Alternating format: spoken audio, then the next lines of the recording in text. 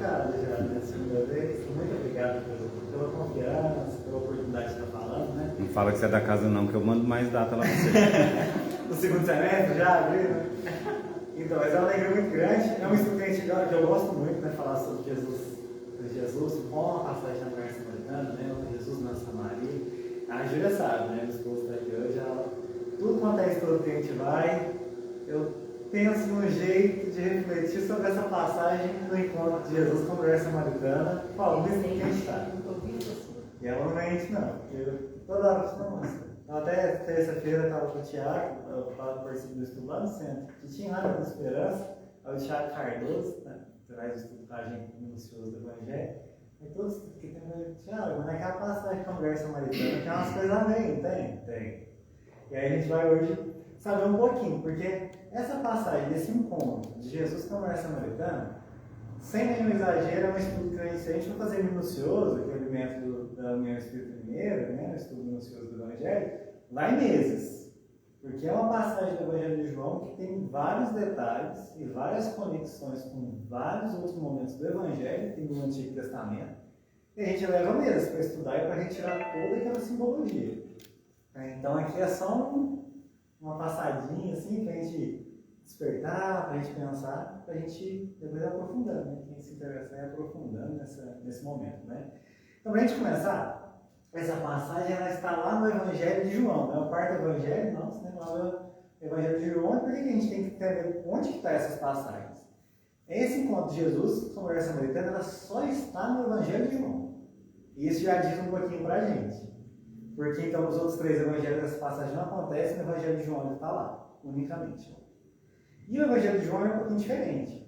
Os outros evangelhos, eles são escritos mais contados, né? Ele é mais pedagógico, né? O Evangelho de Mateus é bem pedagógico, contado, tem uma sequência, né? Vem descrevendo o que vai acontecendo. O Evangelho de João, ele é escrito um pouco depois. João é o apóstolo mais jovem e o que mais viveu, né? Então ele vai morrer bem velhinho também. Então ele vai escrever mais para o final da vida, se dedicar mais às escritas e ao estudo. Então eles falam que ela está no ano 70 a 90 depois de Cristo. Não se sabe ao certo, mas é mais ou menos aí. Então já tinha acontecido muita coisa, né? E quando a gente vai pensando em vários ensinamentos, né? Eu lembro do nosso primeiro contato com os ensinamentos do Evangelho. Às vezes, ainda criança, né? Quando a gente tem uma base às vezes, católica do Evangelho, até na base espírita mesmo. E aí a gente vai tendo ressignificações dos ensinos de Jesus a todo momento, né? Então João vai escrever lá no final da vida. Então ele já tinha pensado bastante sobre todos aqueles ensinamentos, tudo que tinha acontecido. Então já tinha perdido todos aqueles companheiros do início. Ele já tinha pensado bastante. Então quando uma passagem está no Evangelho de João e não tem mais nenhuma, vamos prestar atenção que tem questões importantes para a gente entender, né? Então, João, e aí quais que é a diferença? Mas o que é a diferença do Evangelho de João? Um exemplo que é bem prático, a gente vai estudar, os estudiosos vão contando, que o João ele já nem usa a ideia do milagre, né?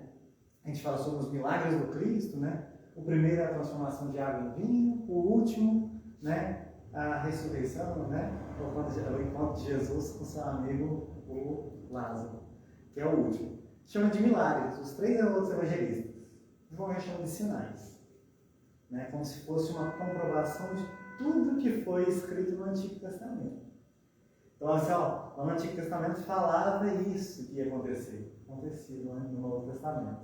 Né? Então, vai tendo essas conexões. E essa passagem de Jesus com a mulher samaritana, a gente vai entender um pouquinho disso hoje. Né? Então, essa passagem, ela está lá no capítulo 4 de João. Né? E aí, o que acontece? Ela é um pouquinho extensa, eu vou ler boa parte dela. Eu falo que é a parte mais difícil do estudo. Sexta-feira à noite a gente está cansado. Então vamos se apegar, segurar na cadeira aí, pegar na mão do outro, para não dormir agora. E depois a gente conversa mais solta, a gente vai comentando, pegando os detalhezinhos, né? Então como que começa essa passagem? Então vamos no capítulo 4, Jesus e a mulher samaritana. E aí que o João Evangelista vai descrevendo, né? Assim, quando Jesus soube que os fariseus tinham ouvido que Jesus fazia e batizava mais discípulos do que João, né, o João Batista, ainda que Jesus mesmo não batizasse, mas os seus discípulos. Então, está falando assim, Jesus já estava famoso. Já tinha transformado água em vinho, já a pessoa já falava assim, "Ixi", eles estavam famosos, os fariseus, aqueles estudiosos da época, já estavam olhando um olhar mais atento para tudo que acontecia. E se estava tendo os batismos, mais pessoas estavam interessadas naqueles ensinamentos, em tudo que estava acontecendo. E aí, então, João vai continuando, né? E ele então deixou a Judéia e partiu novamente para a Galiléia. Era necessário ele passar pela Samaria. Assim dirigiu-se a uma cidade da Samaria chamada Sicar, próximo ao lugar que Jacó deu a José seu filho. Estava ali a fonte de Jacó. Desse modo, Jesus, cansado da jornada, estava sentado sobre a fonte, e era quase a hora sexta. Então, Jesus estava passando pela Samaria, e era necessário passar por ali, né? E aí que aí começa um pouquinho da ideia do mapa, né? Que a gente vai desenhar para a gente entender. Quando a gente vai ler isso, você é necessário, mas por que é necessário passar por ali? Né? Porque aí, se a gente não entende a questão geográfica, bíblica, a gente vai perdendo alguns detalhes, né? Porque tem alguns, aqui nessa passagem fala que Jesus estava na parte da Judéia, essa parte ao sul, onde está a cidade de Jerusalém, né, um polo mais forte, né, muito famoso, né, e ele estava em direção de volta à Galileia. Alguns estudiosos dizem que essa passagem de Jesus com a mulher samaritana pode ter sido logo após o primeiro milagre aqui, as bodas de Caná, que é um casamento. E ele desce pela Samaria e tem esse encontro com a mulher samaritana, porque ele estava em direção à Judéia. Só que, independente de onde ele estava indo, para onde ele foi, não se passava pela Samaria. Porque a gente vai ver que os judeus, não, o restante do povo, o povo judeu não se dava bem com o povo samaritano. Então se evitava, porque eles chegavam em uma violência, em vias de fato. Então se evitava passar por ali. Então, comum que era? Era sair da Galileia ou descer pelo. Então, aqui, para a gente entender, é o mar Mediterrâneo, que é um mar mesmo, aqui grande. E aí, essa região. A região ao sul aqui é a Galileia. E aí, aqui está o lago de Genezaré ou o mar da Galileia, né? Você chama de mar porque é muito grande, ele tem quase 20 quilômetros da ponta até aqui é 20 quilômetros, mas aqui está que é um mar ali. Então, por isso que começa a se chamar de mar da Galileia. E desse mar saía, dava, né, esse lago, passava o Rio Jordão, o famoso Rio Jordão da Bíblia, né, que a gente conhece bastante. Então aí vinha a região da Samaria, que era montanhosa, e a Judéia. Então eles vinham pelo fluxo do rio, à beira do rio, porque era mais fácil, era a rota comercial. Mas Jesus vira para os discípulos e fala, ele vai passar por dentro da Samaria. E aí os discípulos não entendem. Ou The Chosen, tem uma série The Chosen, lá eles estranham, Jesus está vindo assim, a gente vai passar por esse caminho aqui, a gente vai na Samaria. No primeira temporada. E aí eles estranham assim, passar ali para quê? A gente vai encontrar com os samaritanos. Para que a gente vai passar? Vai ser perigoso, eles não merecem. Você não pode passar por lá. Porque na ideia dos discípulos, você é o Messias prometido. Para que você vai nesse lugar? Esse desdém, né? Lá eles relatam muito bem isso. Então é esse o contexto, né? Então eles estão falando que Jesus está passando por ali porque era necessário e que ele está sobre a fonte de Jacó, né? Jacó, quando a gente vai estudando, né? Quem que é o primeiro patriarca da Bíblia? Abraão, depois Isaac, que é o seu segundo filho, a segunda linhagem, e depois veio Jacó. E aí o Jacó teve 12 filhos das 12 tribos de Israel, a gente vai entender um pouquinho disso. E aí então essa fonte ali da mulher, onde Jesus encontra essa mulher samaritana, é essa fonte que Jacó deu para José. Então se chamava a fonte de Jacó, né? Então todo o povo ia buscar dali da Samaria e buscava água nessa fonte, né? Então Jesus está ali e ele senta sobre a fonte ali e espera. E vamos dando sequência, ó. Vem uma mulher da Samaria tirar água. Jesus lhe diz, dá-me de beber. Pois os seus discípulos haviam ido à cidade, a fim de comprarem alimentos. Assim a mulher samaritana lhe diz, como tu, sendo judeu, pedes de beber a mim, que sou mulher samaritana? Pois judeus não se associavam com samaritanos. Em resposta, Jesus lhe disse, se conhecesses os dons de Deus, e quem é aquele que te diz, dá-me de beber, tu pedirias a ele e te daria água viva. Primeiro ponto, então, da conversa. Ela então lhe diz, né, a gente entende que ela não estava pegando a ideia, ó, vamos ver, ó, como que ela vai percebendo. Ela lhe diz: Senhor, nem vasilhas tens e o poço é profundo. Portanto, de onde tens a água viva? Porventura, tu és maior que nosso pai Jacó, que nos deu o poço, e de qual ele mesmo bebeu, como também seus filhos e o seu rebanho? Então, assim, então ela está questionando. Ela fala assim: tá, eu tenho sede, venho aqui buscar essa água sozinho.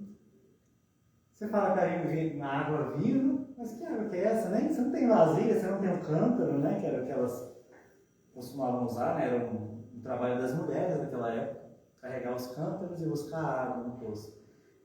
Mas como você vai tirar essa água daqui, né? E aí Jesus espera e ele vai responder. Aí ele vai responder assim: Em resposta, lhe disse Jesus: todo aquele que bebe desta água terá sede novamente.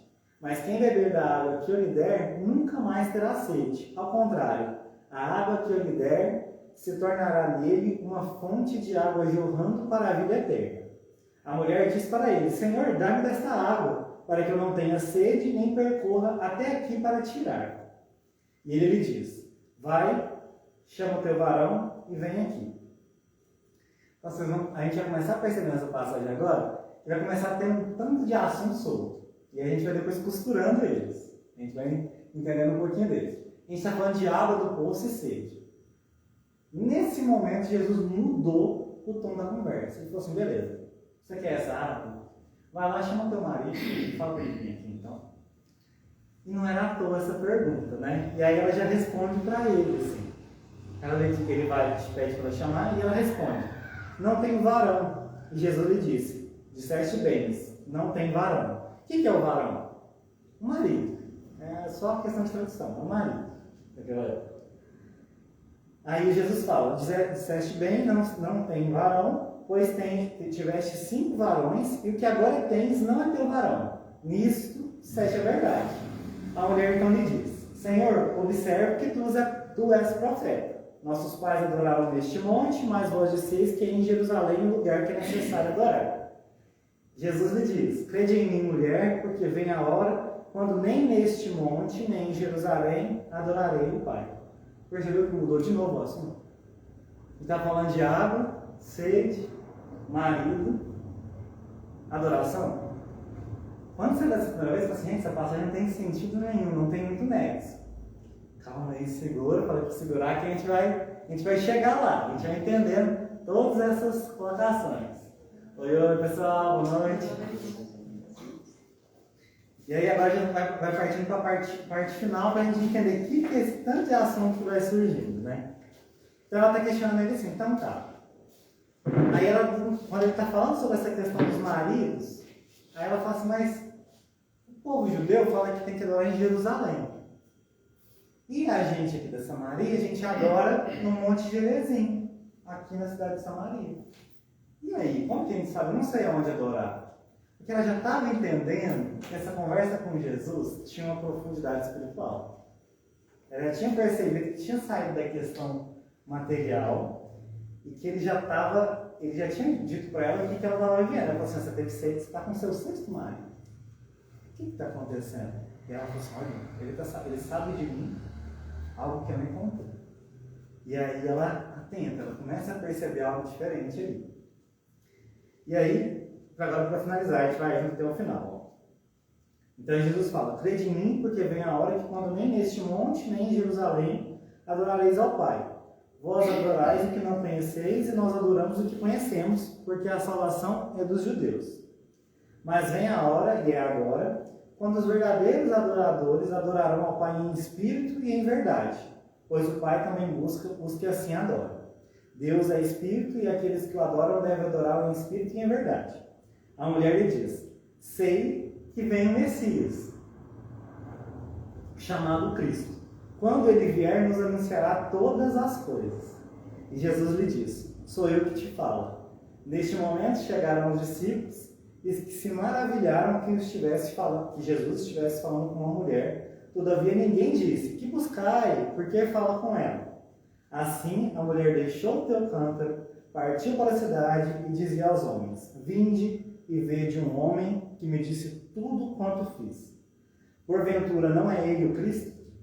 Saindo da cidade, vieram até ele, neste interim os discípulos, e rogaram: Rabi, come.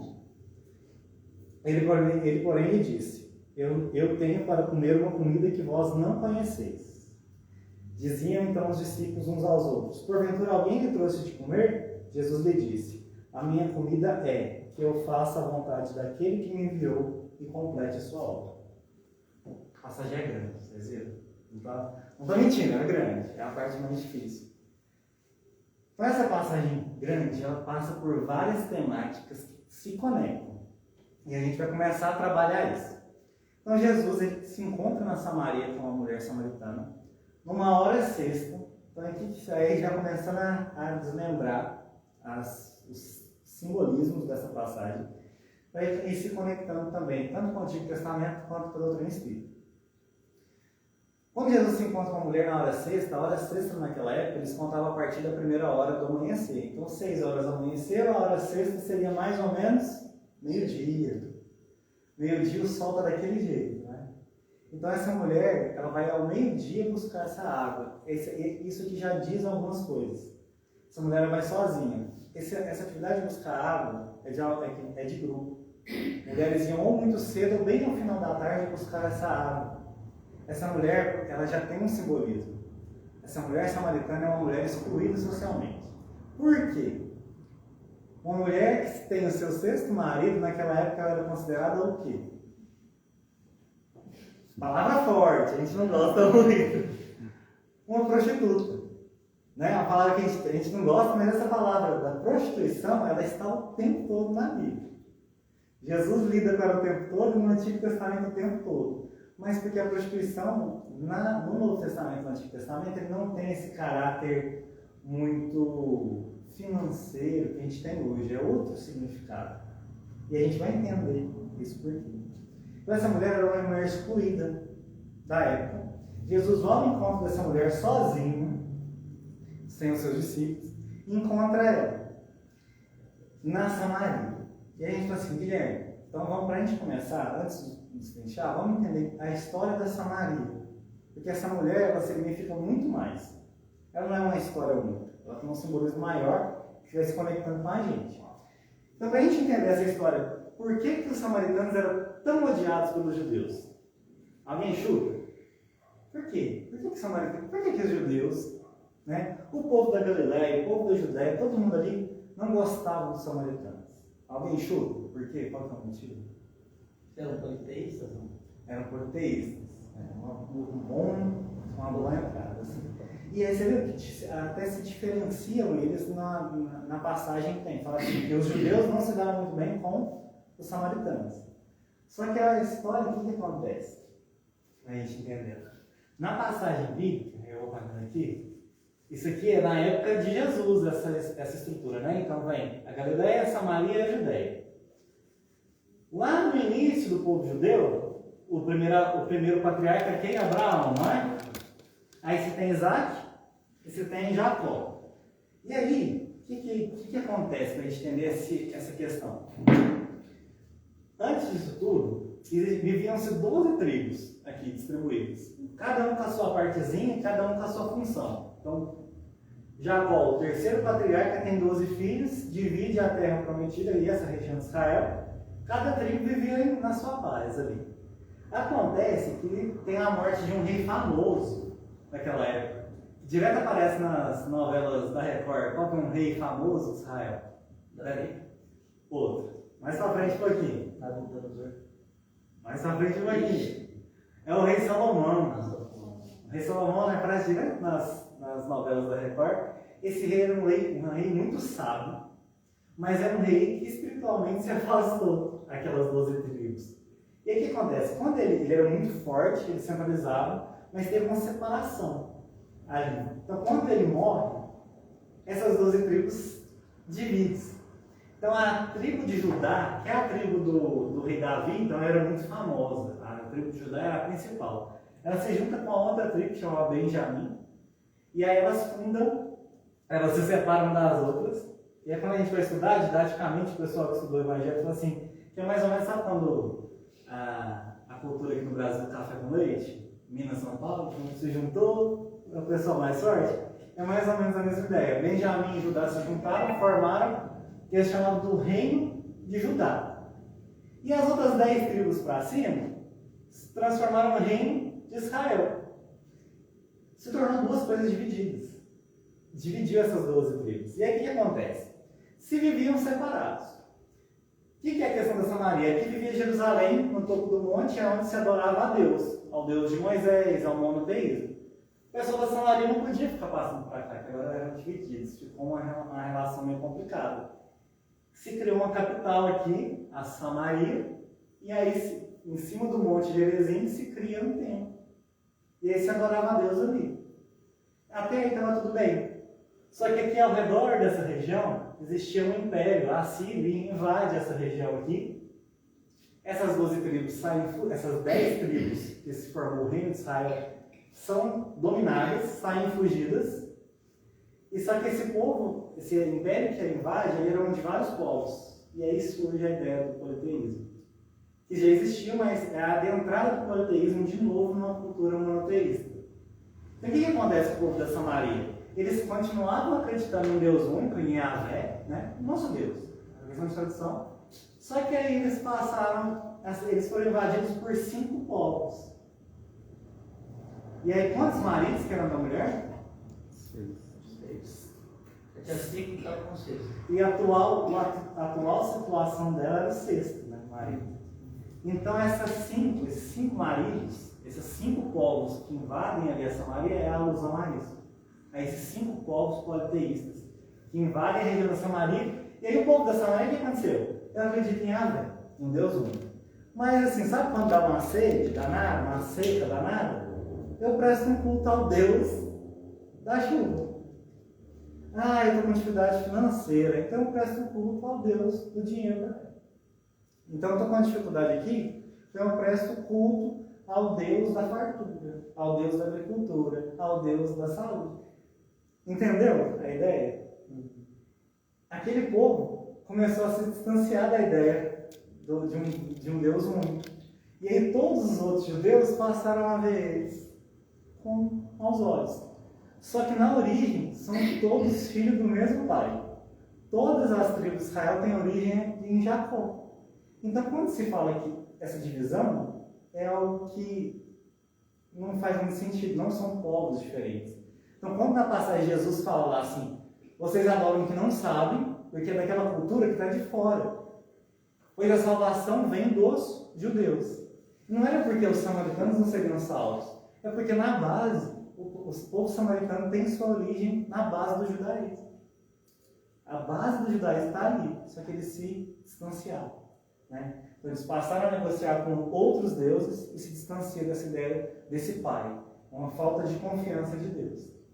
E aí esse link a gente começa agora a trazer para a nossa vida. Então que a história dessa mulher samaritana e da história da Samaria, ela tem às vezes muita conexão com a forma que a gente lida com Deus.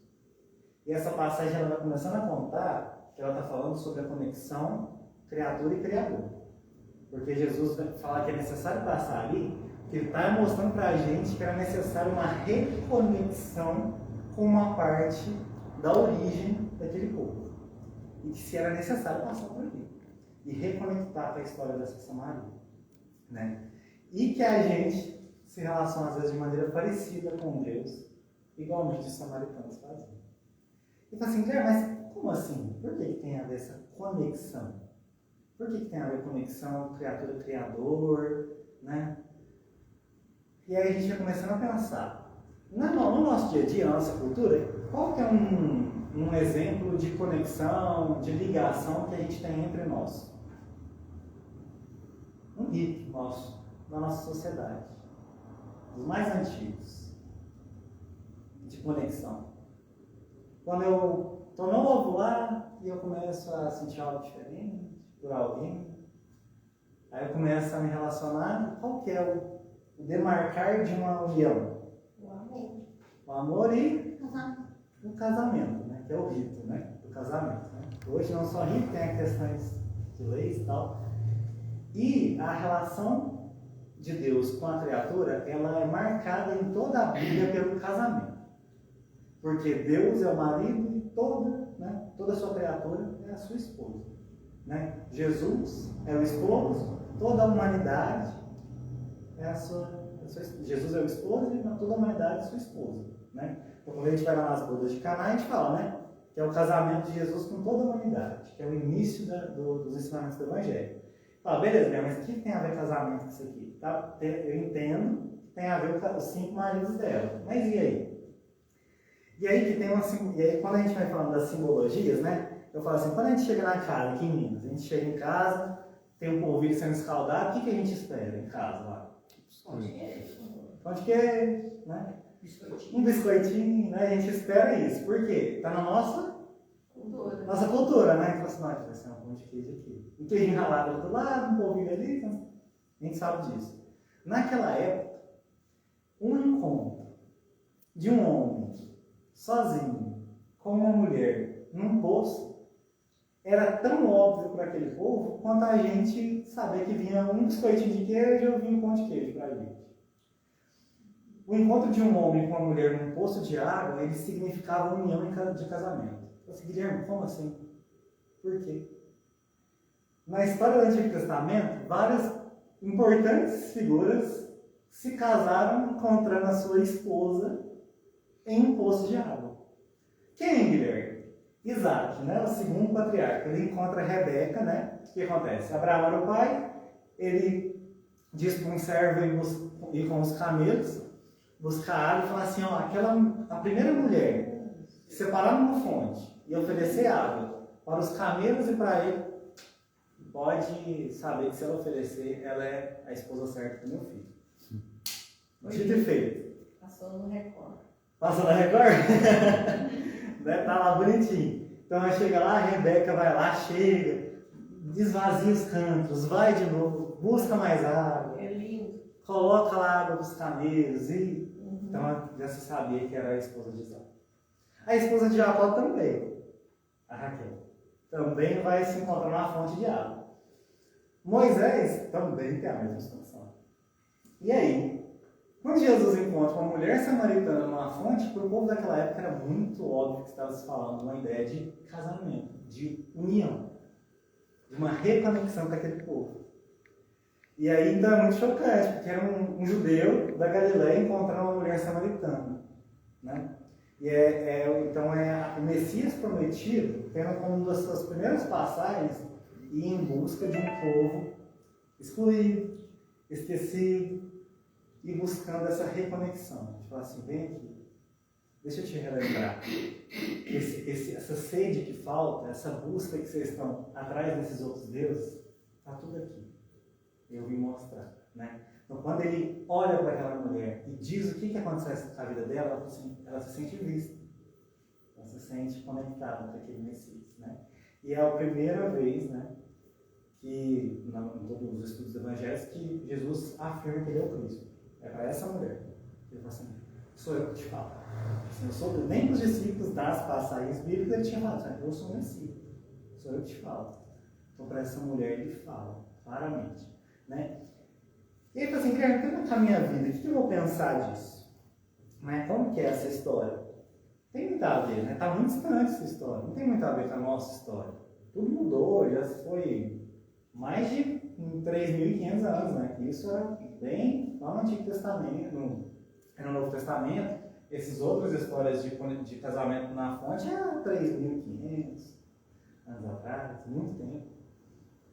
É a nossa relação com Deus bem parecida ainda, assim. A nossa relação ainda, a gente se esquece em que a gente confia. A gente se esquece, às vezes, bastante, de que a gente acredita em um Deus em que tudo tem providência, que a espiritualidade está junto conosco a todo momento, em que a nossa vida tem um planejamento reencarnatório. A gente se esquece. A gente não é tão fiel. A gente não tem tanta crença assim. Mas como assim, Guilherme? Porque às vezes eu vou no centro uma vez na semana, tomo meu passe, diz que acredito em Deus, diz que acredito em todos os ensinamentos cristãos, mas às vezes na minha vida eu dedico um tempo do meu dia um dia da semana nisso, e o restante da minha vida eu estou dedicado totalmente ao trabalho, buscando por dinheiro. Então eu estou adorando ao Deus do dinheiro. Ou às vezes eu dedico a minha vida nem para ganhar dinheiro, mas para ter um status. Então eu estou adorando, né? Estou dedicando meu tempo, dando minha oferta de tempo da minha vida, da minha reencarnação, adorando outros tipos de coisas. E aí pode ser o quê, Guilherme? Pode ser a bebida, pode ser o dinheiro, pode ser o status. E aí vai se ficando cada vez mais complicado, né? Porque assim, quando é a bebida, o dinheiro, a bebida, dinheiro, outros vícios, a gente fala assim, tá muito claro. Mas às vezes é o poder. Eu falo, Guilherme, como poder? Não é o poder enquanto palestrante, assim, que o ego fica inflado e a gente vai se perdendo. Então, quanto mais o ego inflado meu, do que realmente a mensagem, a minha conexão com Deus. E que tudo tem um sentido. Então, quando eu estou passando pela dificuldade, pela provação, tá tudo certo. Tem um porquê. E cada vez mais, quando vai passando as revelações, a gente tem a bênção da doutrina espírita, a gente sabe que tem tudo um motivo e um porquê. A gente tem uma programação reencarnatória. Mas não, às vezes a gente se relaciona com Deus igualmente os nossos irmãos samaritanos na época. Então, adorar o Deus de dinheiro, da posse e tudo, e vamos esquecendo que eu sou filho de um Deus, de um Pai, que tudo rege, né? Que eu sou conectado nesse mundo aqui por um Cristo que tudo governa, que tudo vê, uma espiritualidade que está próxima de mim, próxima à minha família.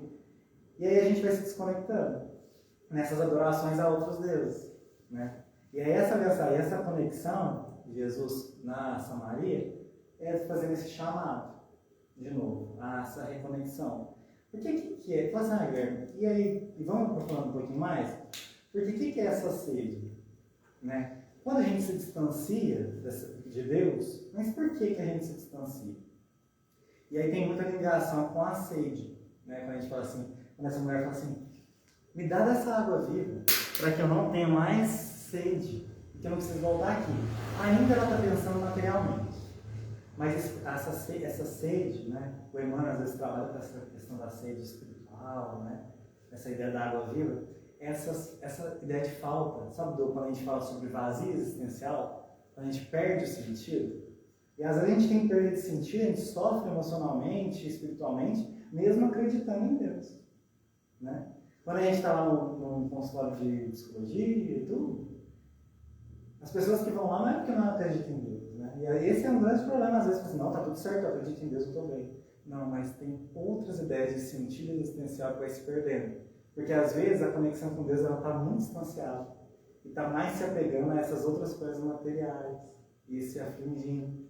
Então essa sede espiritual, ela é saciada com essa água viva, essa conexão com o nosso íntimo, com a ideia do autoconhecimento, né? Então ele retoma essa história, chamando a pessoa, toda essa dor que você passa de marido em marido, tentando sanar essa dor, se sentir amado, se sentir conectado, não vai adiantar, né?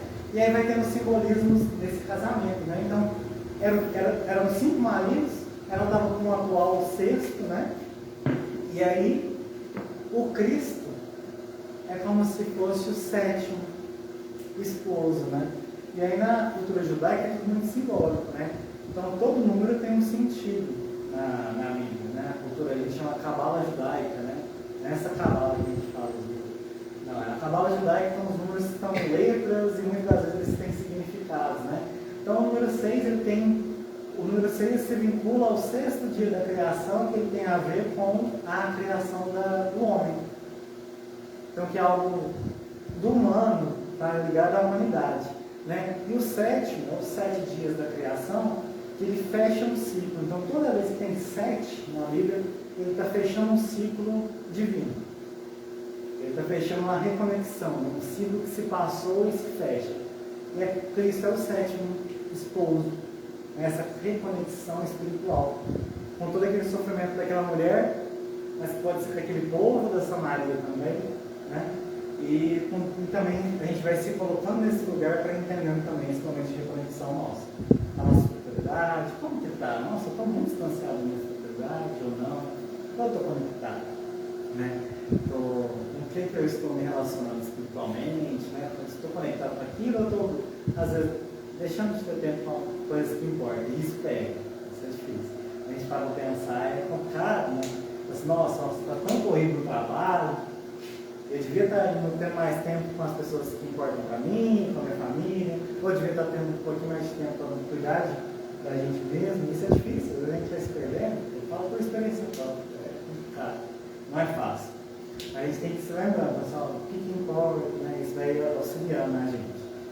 E aí, nessa passagem ainda, tem mais um simbolismo, né? Porque quando essa passagem vai se conectando com essas várias ideias do casamento, a história da Samaria, ela... E é nessa passagem aí que ela segue Jesus? Não se sabe, mas ela tem um papel importante, né? Porque ela sai a contar para todos. Ela sai já pregando, né? Como se diz, né? Fala assim, ó, vim de ver o Cristo, a chegada do Messias, porque ele diz tudo sobre como eu vivi. E aí se fala, né? Até tem outras passagens do Evangelho, mas os estudiosos vão mostrando que essa mulher, esse símbolo, ela é muito importante para contar a história da Samaria, porque a Samaria não acontece milagres aqui. Na Samaria em si não tem milagre.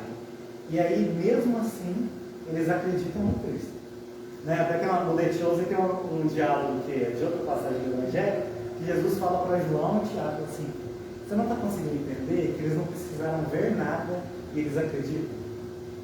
É tipo assim, você acredita ser bom, você que você acredita ser conectado, você precisou ver para acreditar. Esse povo aqui que se diz o desconectado, o excluído, eles não precisaram ver nada para crer. Bastou falar. Né? Até então, Jesus ainda não tinha, vamos dizer, no nosso linguajar agora, não tinha liberado para se falar sobre ele. Né?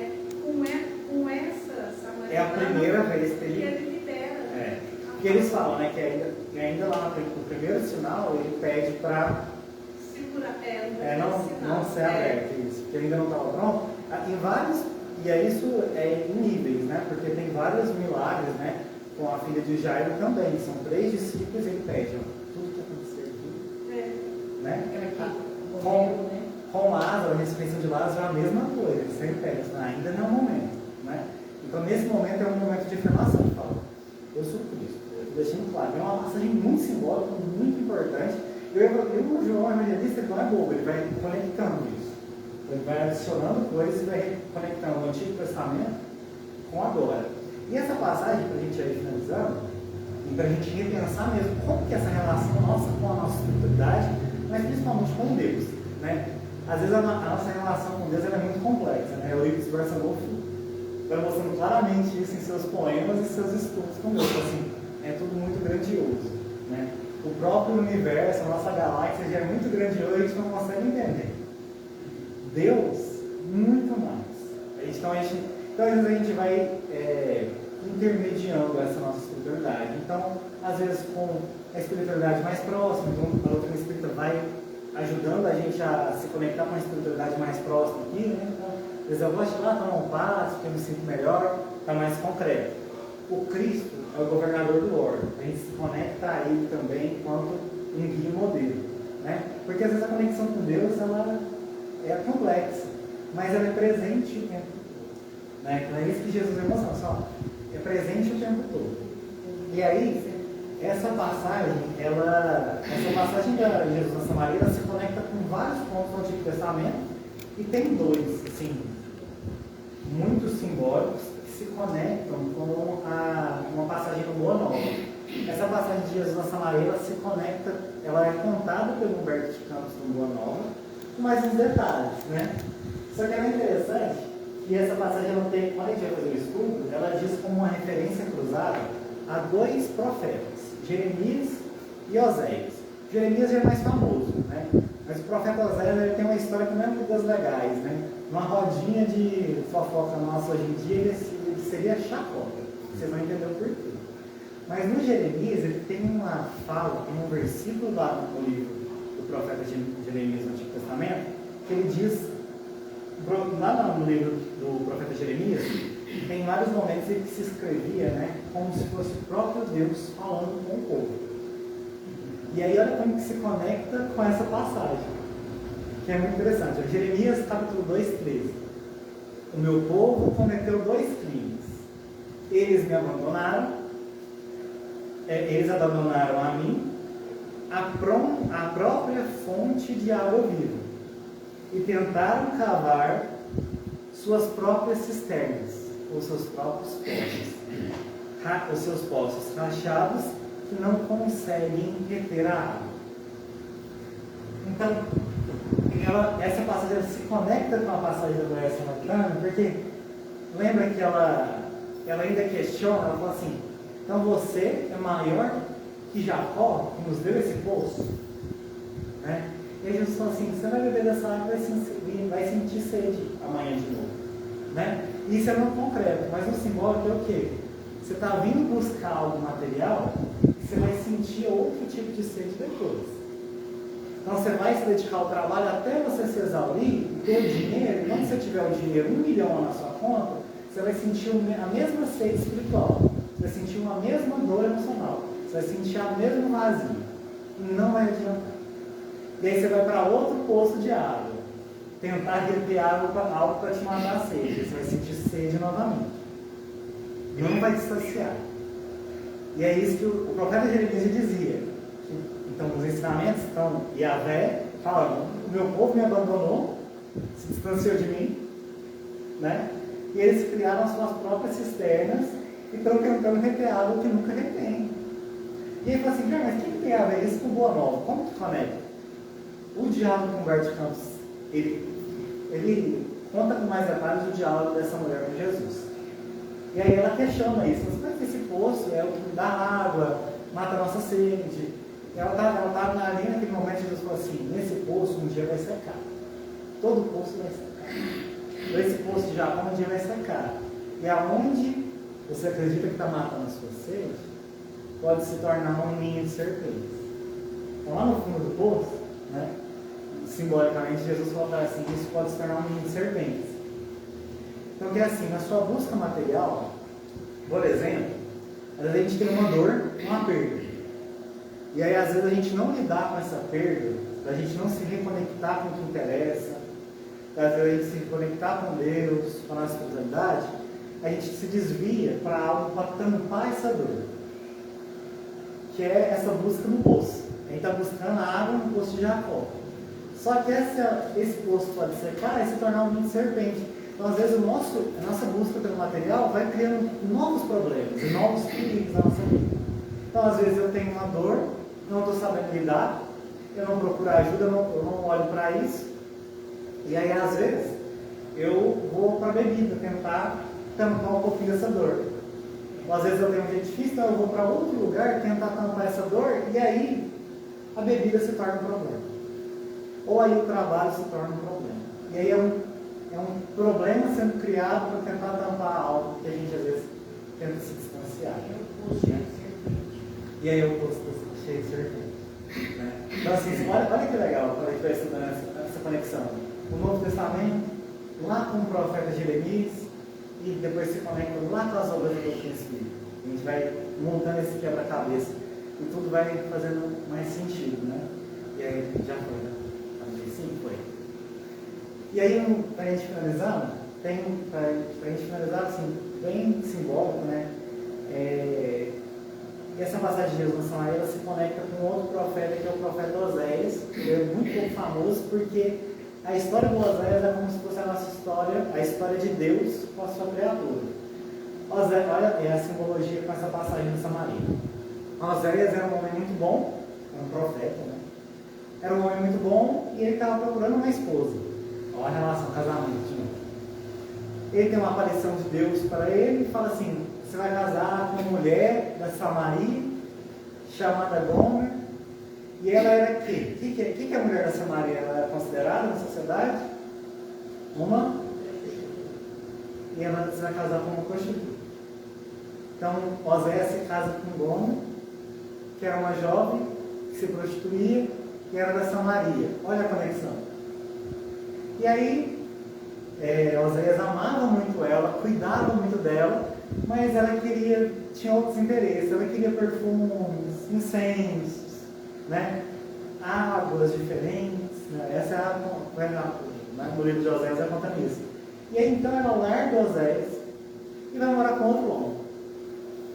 Esse outro homem tinha uma aquisição para dar todas essas vontades dela, mas chega um momento que ele já não tem mais essa aquisição para dar essas vontades que ela tinha. E aí falta. E aí Oséias vai lá, aqui que eu estou falando que na roda de fofoca a gente ia acabar com Oséias. Oséias vai lá, pega o dinheiro, entrega para o outro homem e fala assim: cuida bem dela. Cuida dos queridos dela, eu amo muito ela, tá aqui. Então leva o dinheiro e tudo, e aí não adianta, porque aquele dinheiro não serve. Ela nem sabe que o Oséias próprio levou esse dinheiro para esse outro homem. Ela larga esse segundo marido e vai para o terceiro marido. Só que o terceiro marido ele já não tinha tanto jeito de atender as vontades e ele não tinha afeto por ela. E aí chega no momento que ele cansa, e aí naquela época tinha toda essa relação, né, que a mulher era uma posse, né? Uma questão muito da época. E aí se conta nessa história de Oséias que esse terceiro marido ele vai escravizar e vai vender ela no mercado dos escravos. Nossa. E era a realidade da época. Vida muito primitiva, é terrível isso, né? E aí só que era simbologias. Então quando ela ia ser largada, né? E aí lembra que a esposa é a gente. Então quando a gente está falando da mulher, vamos lembrando que a esposa é a gente. O Oséias vai até esse mercado e todo mundo começa a se aglomerar e fala assim: agora ele vai lá ver o tombo dela. Ele vai lá ver ela sofrer todas as consequências das escolhas dela, de ter se distanciado, largado ele. Não. Oséias pega boa parte do seu dinheiro, dá o ele, fala assim: agora você vai morar comigo. De novo. Então venha pra cá, você vai morar aqui, você vai agora a condição é diferente, você vai ficar. Né? Vai ser um pouco mais difícil. Mas aí essa conexão é essa relação de Deus com a criatura, ela vai dando chance, a gente se distancia, vai na nossa sede, tentando matar a sede em outros lugares. Aí volta pela dor. Mas sempre vai voltando, né? Às vezes vem pela dor, mas Deus está lá, dando a aposta na gente para a gente voltar e se reconectar. Então assim, então volta para cá, estamos aqui. Né? E aí era esse um pouquinho dessa passagem dessa Maria, que tem muito mais coisa, né? Mas era isso, desculpa passar um pouquinho. E muito obrigado, gente. É muito bom estar aqui. Muito obrigado. Guilherme, eu nunca tinha ouvido essa abordagem, essa explicação da boda de Canaã, que é o casamento. Eu nunca tinha ouvido, doutor, não sei se você está aí para você falar, hein? Pra gente, numa outra oportunidade. Posso terminar só com um pedacinho da mensagem do Emmanuel, que ele finaliza aqui. Essa passagem da versão anterior se conecta com as bodas de Caná, né? A gente consegue pensar. E aí, lá no Caminho, Verdade e Vida, tem a mensagem completa. Mas a mensagem é 171 do Caminho, Verdade e Vida. E aí, João 2,5, que é falando sobre as bodas de Caná. E é uma passagem lá no João que é quando a Maria fala para o pessoal que estava trabalhando no casamento, né, dos amigos de Maria, de Jesus, fala assim: faz tudo quando ele quiser, quando ele te disser. Depois que ela já chega aquela apertadinha, fala: Jesus, meu filho, ajuda ele, vai faltar vinho, que vergonha. Aí tem todo esse simbolismo dele. E aí o Emmanuel vai trabalhar essa, né, ideia de casamento. E aí ele vai, porque era um casamento ali, o que significa? Então aí, para a gente finalizar, né? Em verdade, o versículo do apóstolo João não se refere a paisagens dolorosas. O episódio ocorre numa festa de bodas, né? Casamento, mas podemos aproveitar a sublime expressão simbólica. Também nós estamos na festa de noivado do Evangelho com a Terra. Apesar de quase 20 séculos decorridos, o júbilo ainda é de noivado, porquanto não se verificou até agora a perfeita união. Nesse grande concerto da ideia renovadora, somos serventes humildes. Em muitas ocasiões, esgota-se o vinho da esperança. Nos sentimos extenuados e desiludidos. Imploramos ternura maternal e eis que Maria nos responde: fazei tudo quanto ele vos disser. O conselho é sabido e profundo e foi colocado no princípio dos trabalhos da salvação. Escutando semelhante advertência de mãe, meditemos se realmente estaremos fazendo tudo quanto o Mestre nos diz. Então, o Emmanuel trabalha então, a nossa ideia da nossa conexão com o Evangelho como ainda um noivado. Um noivado que, né, eu falo, meu irmão está para casar, se falar que vai demorar 3 anos, 4 anos, a noiva vai apanhar e assim: mas o que é isso? Né? Então, o Emmanuel fala assim: a gente está na tentativa desse casamento, é noivado ainda, não se efetuou. Vai se efetuar quando a gente estiver totalmente conectado com os ensinamentos de Cristo. Né? Então aqui é uma das mensagens que a gente se reconecta com essa ideia desse casamento. Né? Mas tem outras, assim, alguns livrozinhos do Honório de Abreu, né? O Haroldo também traz algumas ideias de outras mensagens que tem essa ideia desse casamento, assim, do Evangelho com o entendi. Beleza, ok. Tudo bem. Muito obrigado, gente.